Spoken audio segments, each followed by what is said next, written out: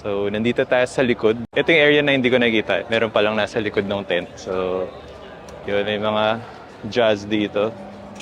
Akala namin ano to free giveaway. Pero, joke lang. May CRV na may CRV dun sa loob tsaka meron din dun. Pero, ito from JDMX Auto Parts. Grabe, madulo to lahat. Tsaka yung OG. Yung ano yun, sa brochure mo lang nakikita.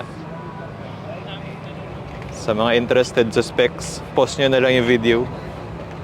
So, mukhang hindi gine-gatekeep dito yung mga ganito, which is okay.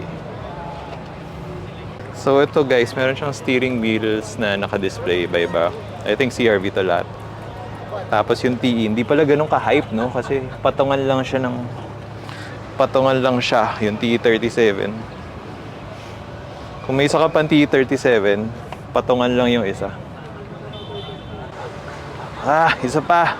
Yung mga C28 nyo guys, alam nyo na, flagpole lang siya. Hindi nga siya flagpole Stand ng flagpole.